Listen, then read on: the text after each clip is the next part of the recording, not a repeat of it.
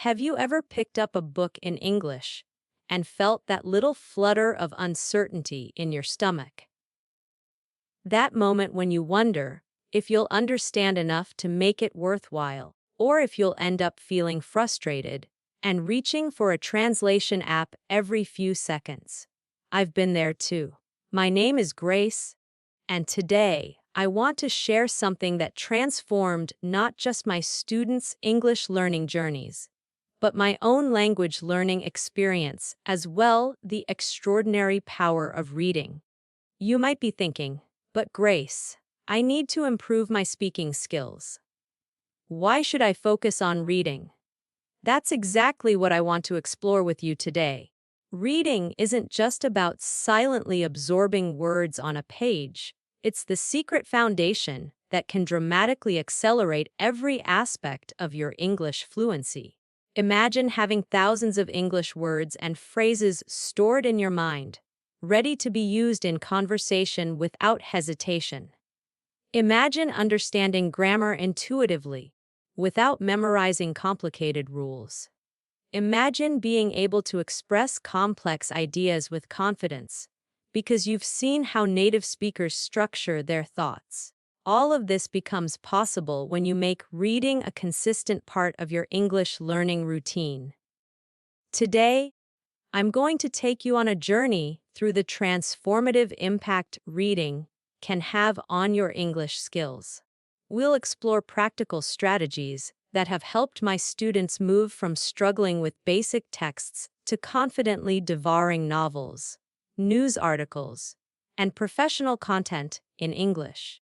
Whether you're a beginner who finds reading intimidating or an intermediate learner looking to break through to the next level, this podcast will give you the tools and motivation to harness the full power of reading.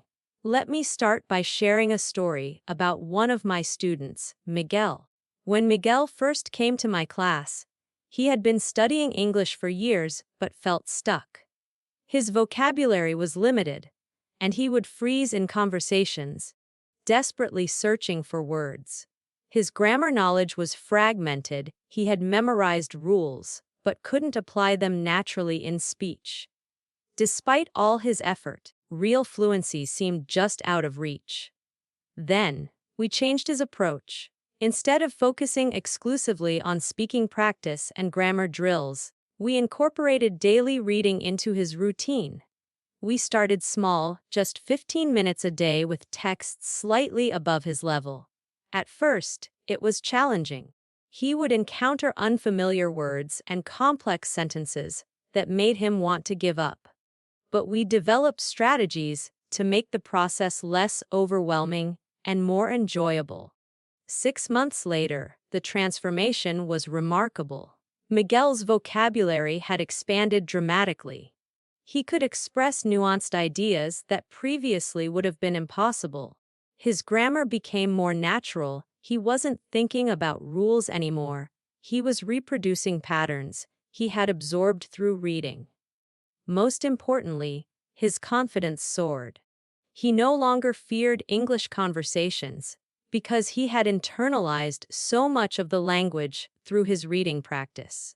Miguel's experience isn't unique. I've seen this pattern repeat with hundreds of students over my years of teaching. Reading creates a positive spiral that lifts all aspects of your English proficiency. The more you read, the more words you encounter. The more words you know, the easier reading becomes. The easier reading becomes, the more you enjoy it. And the more you enjoy it, the more you read. This virtuous cycle is what makes reading such a powerful tool for language learners. Let's talk about what reading actually does for your brain when you're learning English. When you read, you're exposing yourself to language in context, not isolated words or grammar rules, but complete thoughts expressed naturally. Your brain is remarkably good at detecting patterns. As you see words, phrases, and sentence structures repeatedly in different contexts, your brain begins to internalize these patterns without conscious effort. Think about how you learned your native language as a child. You didn't study grammar rules or memorize vocabulary lists. You absorbed the language through repeated exposure, gradually developing an intuitive sense of what sounds right. Reading in English helps recreate this natural learning process. Each time you encounter a word or phrase in reading, your brain strengthens the neural pathways associated with that language. The more often you see a word in different contexts, the more firmly it becomes established in your mental lexicon. Over time, these words become instantly accessible when you need them in conversation. But reading does more than build vocabulary. It shows you how words function in relation to each other, the prepositions that typically follow certain verbs, the adjectives commonly paired with specific nouns, the subtle distinctions between seemingly similar terms. This knowledge of collocations, words that naturally go together, is crucial for sounding natural when you speak English. Let me give you an example. In English, we say make a decision, not do a decision. We take a shower rather than have a shower, although British English sometimes uses have a shower. We pay attention, not give attention. These collocations often don't translate directly from other languages, which is why even advanced learners who have studied extensive vocabulary can still sound unnatural when speaking. Reading exposes you to these natural word partnerships repeatedly, helping you internalize them without memorization.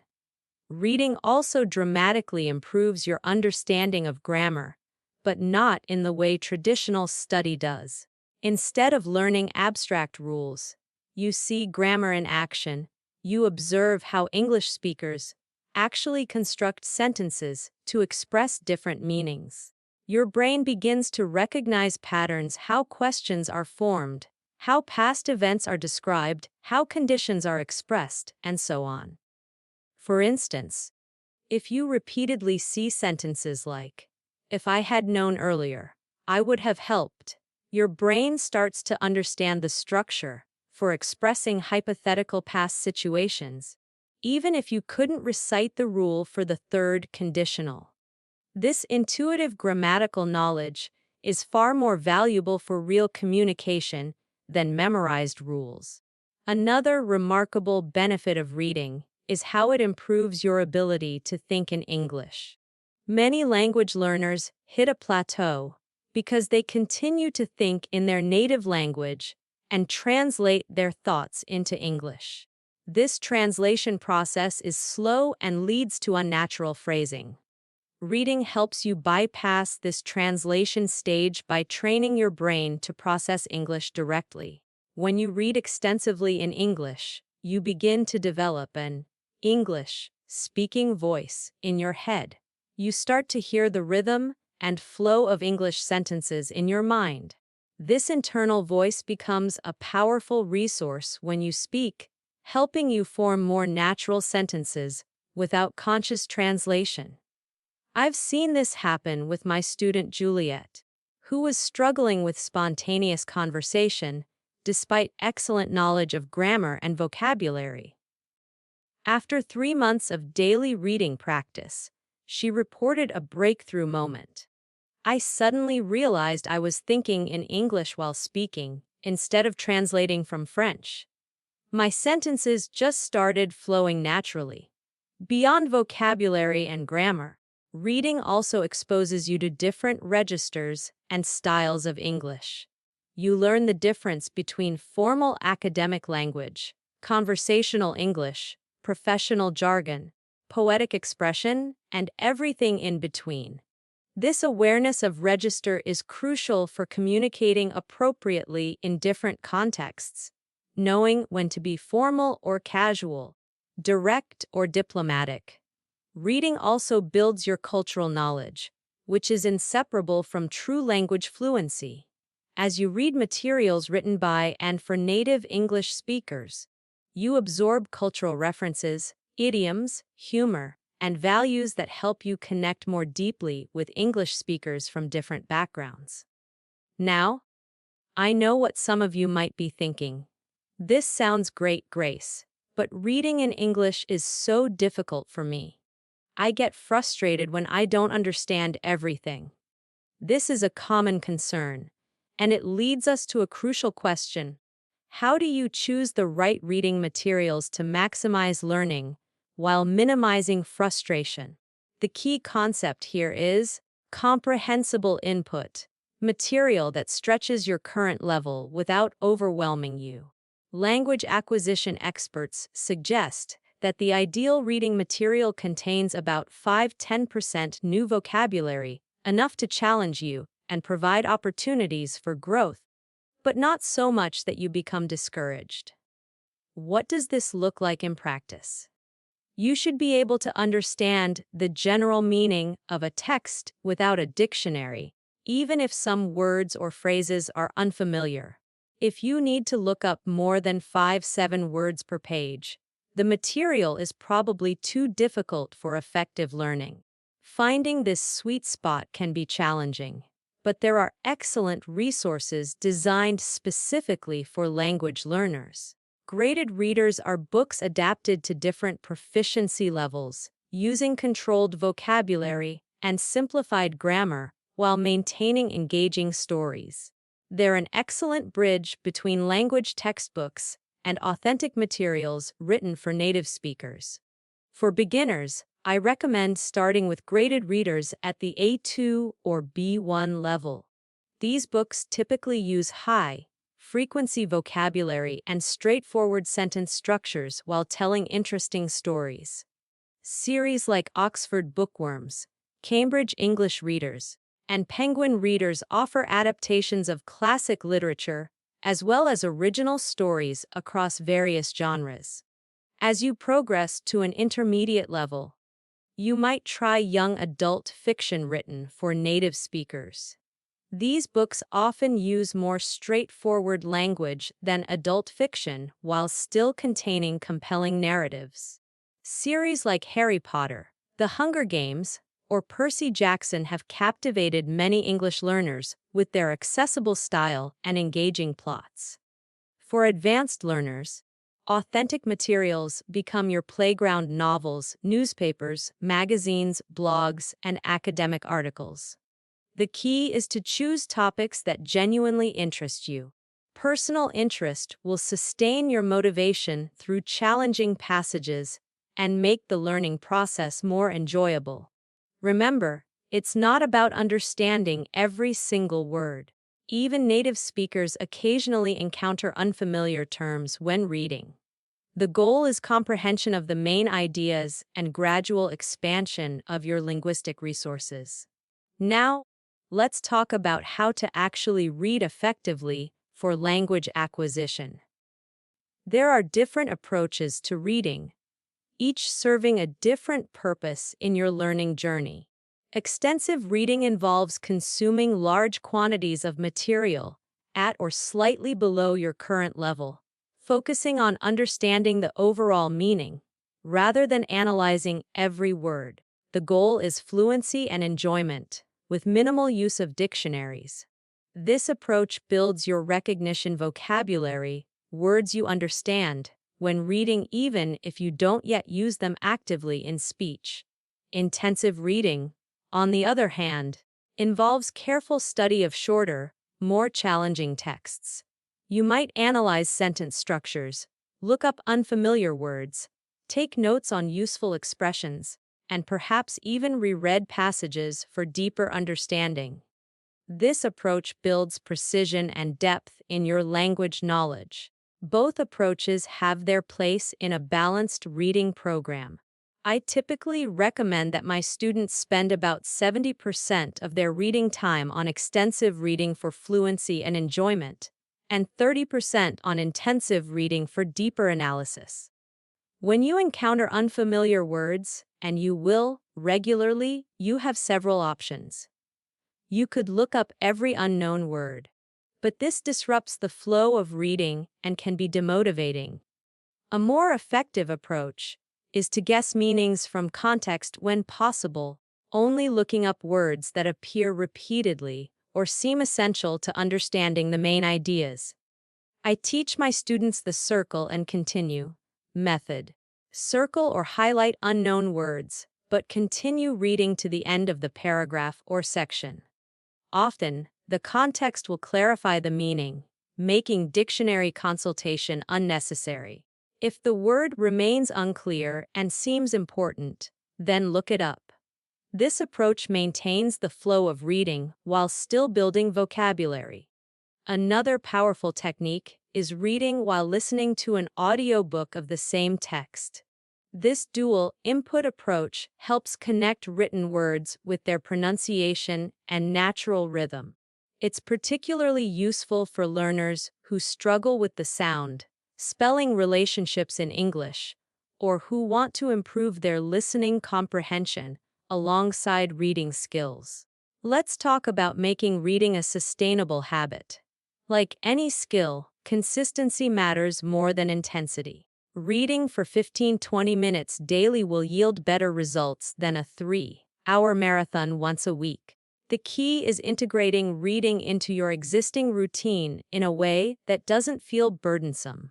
My student Hiroshi, a busy finance professional, transformed his English by reading during his daily train commute. Just 20 minutes each way, 5 days a week, added up to over 3 hours of reading practice weekly. Within 6 months, his vocabulary had expanded dramatically, and he was confidently handling complex financial documents in English. Consider where reading might fit naturally into your schedule: during breakfast, on public transportation, during a lunch break, or before bed. Many students find that replacing some social media browsing time with English reading creates space for this practice without requiring major lifestyle changes. I also recommend creating a pleasant reading environment that you'll want to return to. Whether it's a cozy corner of your home with good lighting, a favorite cafe, or a peaceful spot in a park, having a dedicated reading space can help establish your habit. Technology can be either a distraction or a powerful ally in your reading practice. Readers like Kindle have built-in dictionaries that allow you to look up words with a simple tap, removing much of the friction from the process. Apps like LingQ or ReadLang let you save unfamiliar words and create personalized vocabulary lists from your reading. Audiobook services like Audible can be paired with books for the reading, while listening approach I mentioned earlier. However, don't underestimate the value of physical books. There's something immersive about holding a book in your hands, free from the distractions and notifications of digital devices. Many of my students report greater focus and enjoyment when reading physical books, even if they lose some of the convenience of digital tools. One strategy I've found particularly effective is reading multiple books simultaneously, perhaps a more challenging book for intensive study, an easier book for extensive reading, and maybe articles or news stories for variety. This approach provides options based on your energy level and available time, making it easier to maintain your reading habit even on busy days. Let's now explore how to maximize vocabulary acquisition through reading. Research suggests that we need to encounter a word 10-12 times in meaningful contexts before it becomes part of our active vocabulary. This is where extensive reading shines. It provides repeated, natural exposure to vocabulary in varied contexts. However, you can accelerate this process with active vocabulary strategies.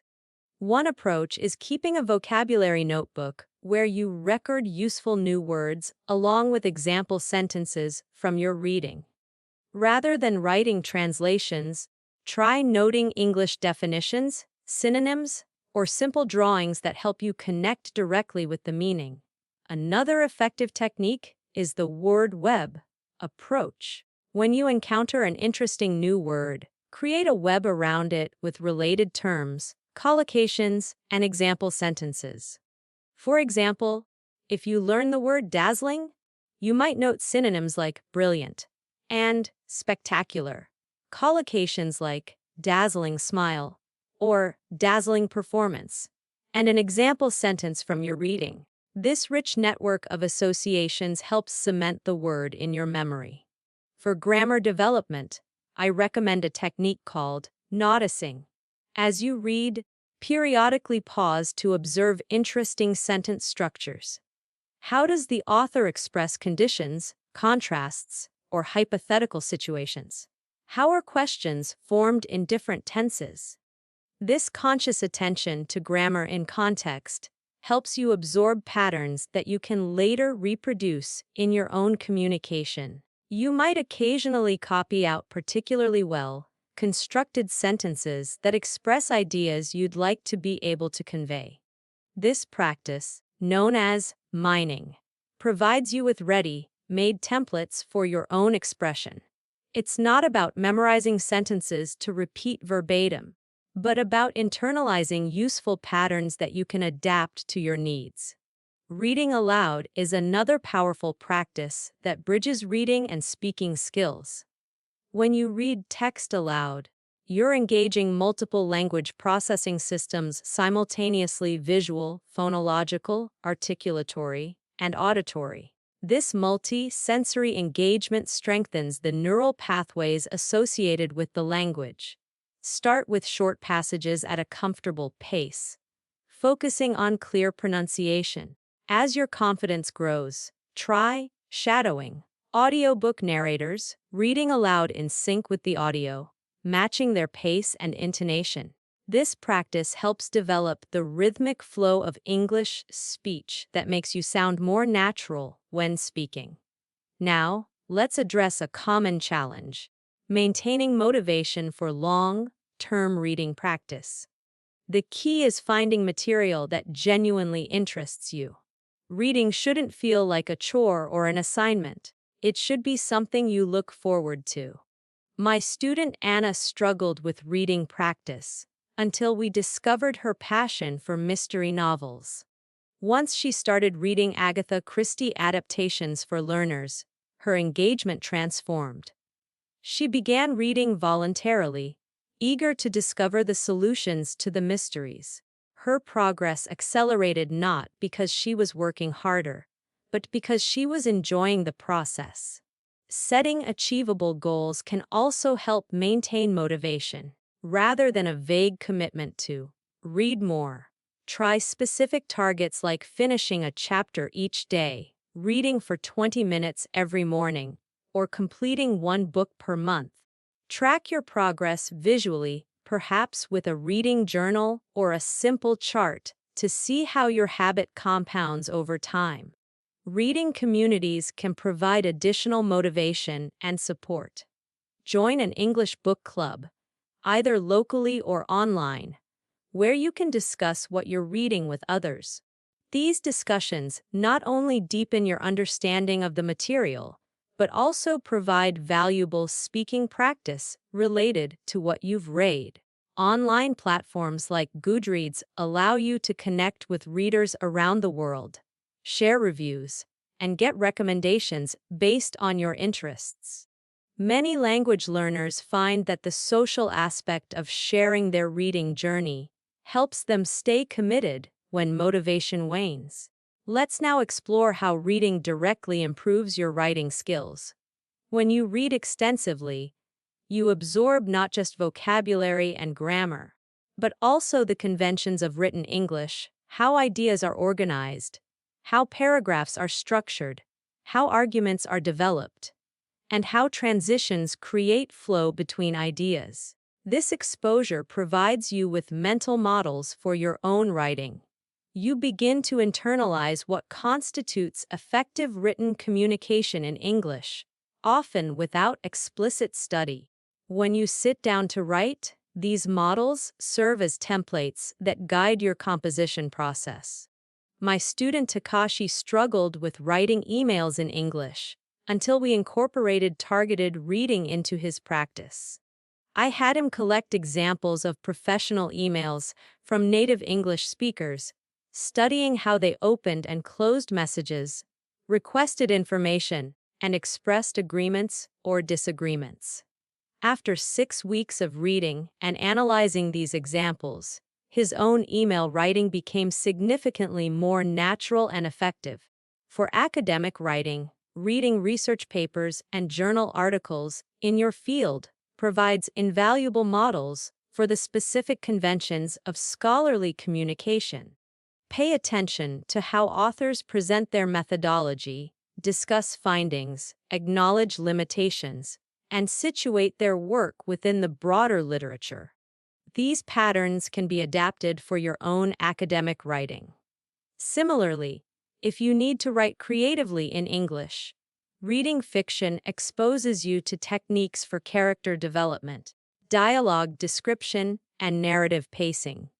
Business writing improves through exposure to reports, proposals, and professional communications. Whatever type of writing you need to produce, reading examples of that genre provides the most effective preparation. Let's turn now to how reading enhances your speaking abilities. This connection might seem less obvious after all. Reading is receptive, while speaking is productive, but the relationship is powerful. Reading builds your language reservoir, the store of words, phrases, and sentence patterns that you can draw upon in conversation. When you need to express an idea, having encountered similar expressions in your reading gives you ready-made language resources to deploy. My student Sophia noticed that after 3 months of regular reading, she could explain complex concepts more precisely in conversation.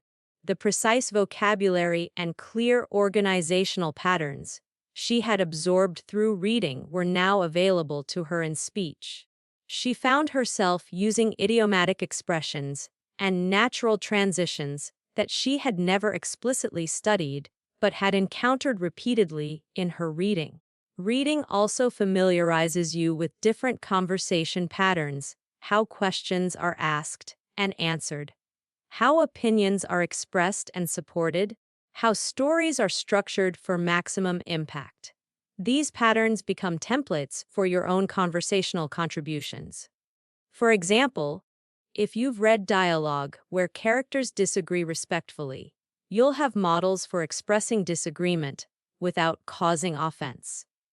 I see your point, but I have a different perspective. Or, that's an interesting view, however, I'm concerned about. These nuanced expressions are difficult to learn from grammar books, but become natural through exposure in reading. Reading also builds your cultural knowledge, which is essential for successful communication. Understanding cultural references, humor, and values helps you connect more meaningfully with native speakers. When you read books or articles by authors from different English-speaking countries, you gain insight into varied cultural perspectives that enrich your conversational abilities. Let's explore how reading improves your listening comprehension, another connection that might not be immediately obvious. When you read extensively, you build a large recognition vocabulary, words you can understand even if you don't actively use them in speech. This expanded vocabulary significantly improves your ability to understand spoken English. The process works like this. When listening to English, your brain needs to quickly identify words from the stream of speech and access their meanings. If you've encountered these words multiple times in reading, your brain can recognize and process them more rapidly when heard, even if the pronunciation differs somewhat from how you imagined it while reading. Additionally, reading exposes you to the grammatical structures and discourse patterns used in spoken English. As you internalize these patterns through reading, you develop expectations about how ideas will be expressed, which makes it easier to follow spoken discourse. My student Carlos struggled with understanding academic lectures despite having studied English for years. We incorporated reading academic articles related to his field into his routine. After 4 months, he reported a significant improvement in his lecture comprehension. The specialized vocabulary and formal structures he had encountered in reading were now recognizable when heard in lectures, allowing him to follow complex ideas more easily. Let's now discuss how to overcome common challenges in developing a reading habit. The first challenge many learners face is finding time for regular reading. The key is integration rather than addition. Look for ways to incorporate reading into existing routines, rather than treating it as a separate activity that requires extra time. For instance, you might replace 15 minutes of social media browsing with English reading. Listen to audiobooks during commutes or workouts, or keep an e-reader or physical book on your nightstand for a few minutes of reading before sleep. Even 5 minutes of reading while waiting for appointments or during coffee breaks adds up significantly over time. Another common challenge is maintaining focus, especially in our distraction-filled digital environment. Some strategies that help: setting specific time blocks for uninterrupted reading, using apps that block notifications temporarily, or creating a dedicated reading space free from typical distractions. Physical books often provide a more focused experience than digital reading, though e-readers without web browsers can also minimize distractions. Vocabulary difficulties present another challenge. When texts contain too many unfamiliar words, reading becomes frustrating rather than enjoyable. The solution is finding appropriate materials for your level and developing efficient strategies for handling unknown words. I teach my students the 5-finger rule. If you encounter more than 5 unknown words on a page, the text is probably too difficult for comfortable reading. In that case, look for simpler material or use graded readers designed for language learners. For handling unknown words, remember that you don't need to understand every word to comprehend the overall meaning. Try to guess meanings from context when possible, only looking up words that appear repeatedly or seem essential to understanding the main ideas. Keep reading even when you encounter unfamiliar terms. Often the meaning becomes clearer as you progress. Maintaining motivation can be challenging, especially when progress seems slow. Setting concrete, achievable goals helps, perhaps finishing a certain number of pages or chapters weekly, or completing books of gradually increasing difficulty. Tracking your achievement provides visual evidence of your progress and reinforces your commitment. Reading material that genuinely interests you is crucial for sustaining motivation. Don't force yourself through books you find boring, just because they're in English. The best book for language learning is one you're excited to return to. Joining book clubs or online reading communities can provide additional motivation through social connection. Discussing what you're reading with others adds accountability and makes the experience more engaging. Now, let's explore how to create a balanced reading program that develops all aspects of your English proficiency. A well-rounded approach includes several components. First, extensive reading for fluency and enjoyment, consuming large quantities of relatively easy material without stopping frequently to analyze or look up words. This builds your recognition, vocabulary, reading speed, and overall comfort with the language. Aim for materials where you understand at least 95% of the words without a dictionary. Second, intensive reading for depth and precision, carefully studying shorter, more challenging texts to analyze language features and expand your active vocabulary. This might involve looking up words, examining grammatical structures, and perhaps making notes on useful expressions. Limit this to short sessions to avoid fatigue. Third, reading aloud for pronunciation, and speaking practice, vocalizing text, to connect written words with their sounds and develop smoother delivery. This bridges the gap between reading and speaking skills. Fourth, specialized reading for specific purposes, focusing on materials relevant to your personal goals. Whether academic articles in your field, business communications for professional development, or literature if you're interested in creative expression, I typically recommend that my students allocate their reading time roughly as follows: 60% extensive reading, 20% intensive reading, 10% reading aloud, and 10% specialized reading. However, these proportions can be adjusted based on your specific needs and interests. The materials you choose should provide variety across different genres, styles, and topics. Fiction develops your understanding of narrative structure and dialogue, while non-fiction builds academic and professional vocabulary. News articles expose you to current events vocabulary and more formal writing styles, while blogs and social media show you casual, conversational English. For beginners, I recommend starting with graded readers, simplified news websites like News in Levels or BBC Learning English, and perhaps children's books written for native speakers.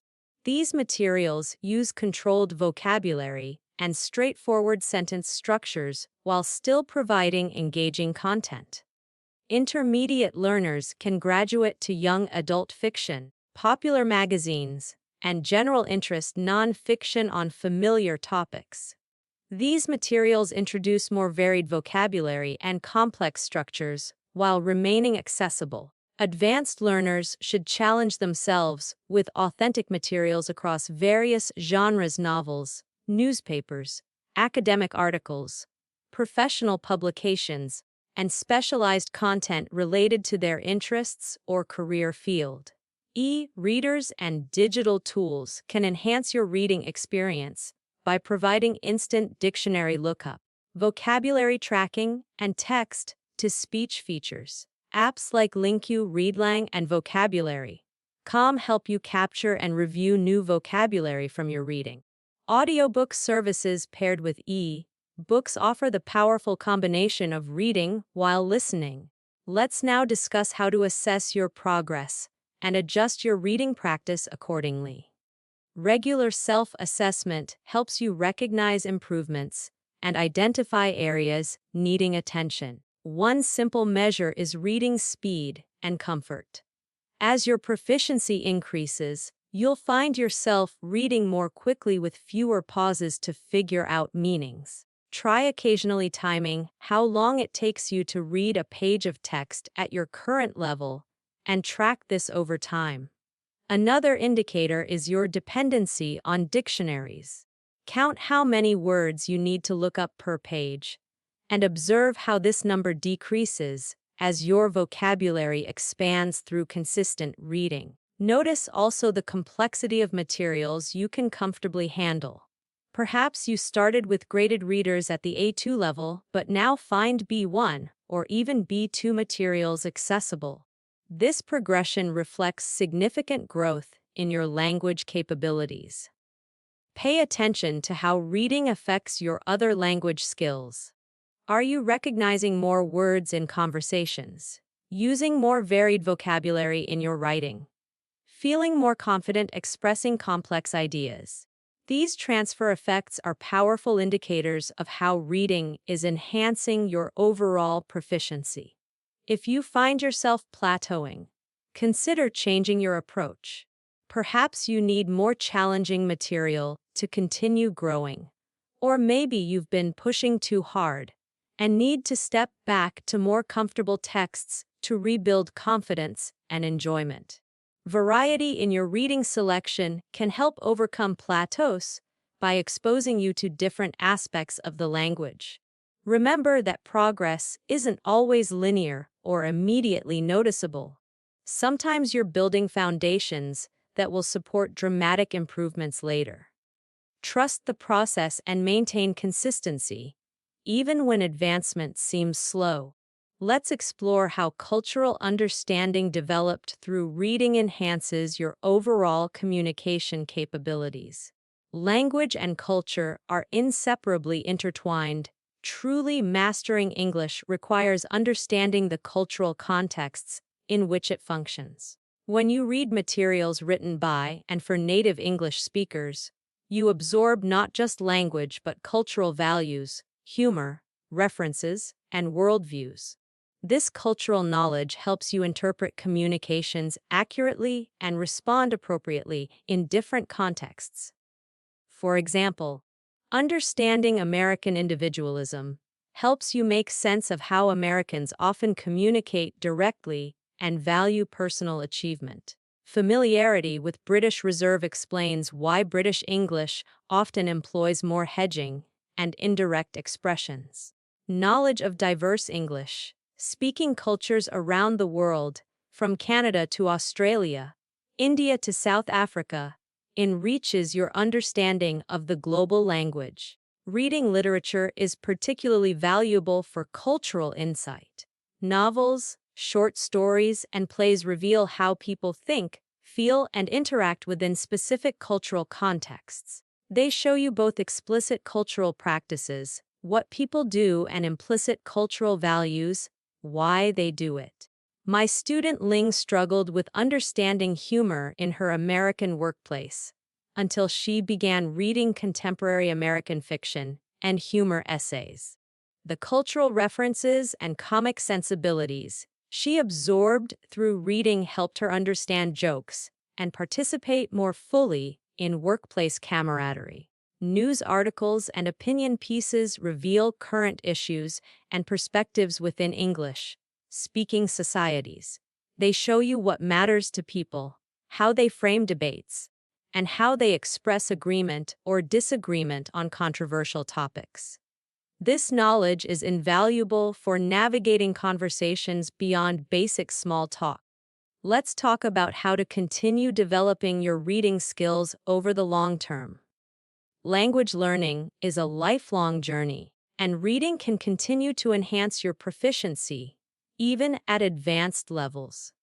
As your skills develop, gradually increase the challenge of your reading materials.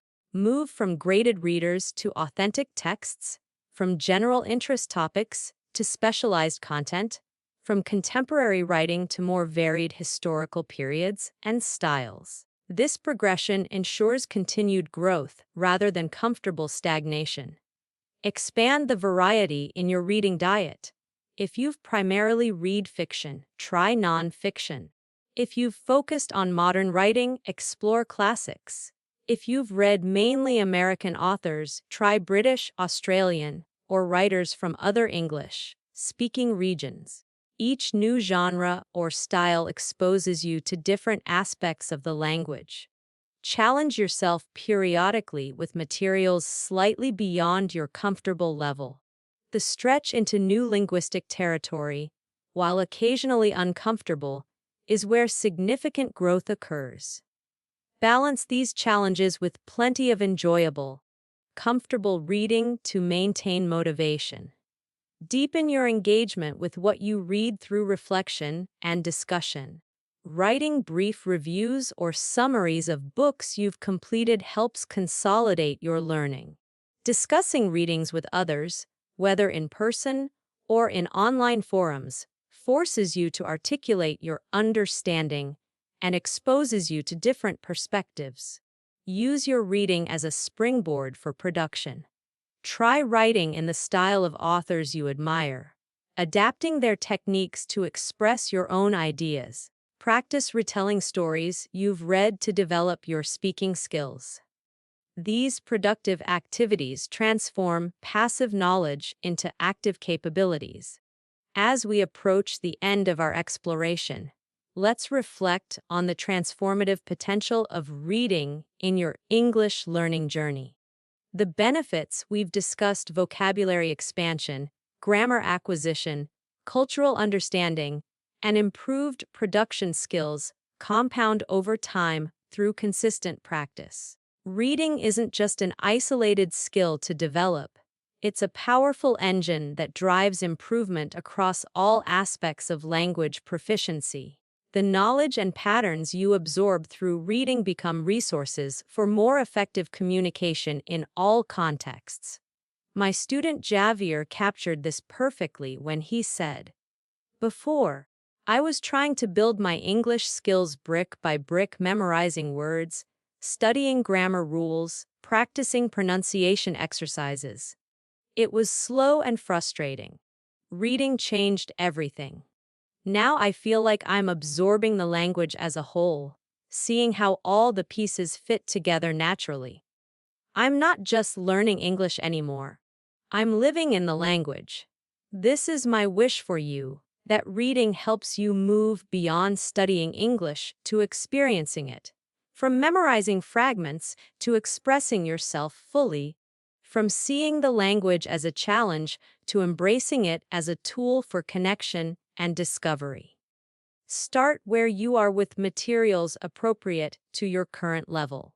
Be patient with the process, trusting that consistent exposure leads to remarkable growth over time. Find texts that spark your curiosity and bring you joy, because enjoyment is the most sustainable motivation. Remember that every page you read strengthens your connection to English, building neural pathways that make the language increasingly accessible to you. Each unfamiliar word conquered, each complex sentence decoded, each story understood represents growth in your capabilities.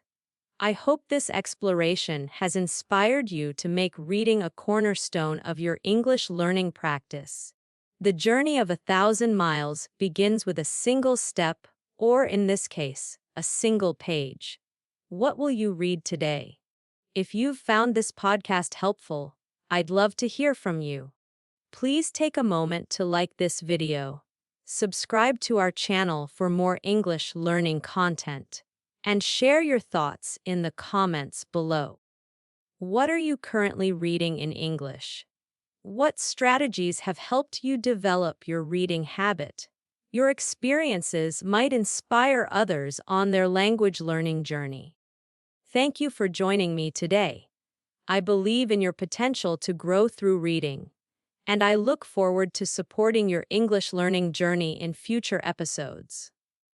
Until next time, happy reading!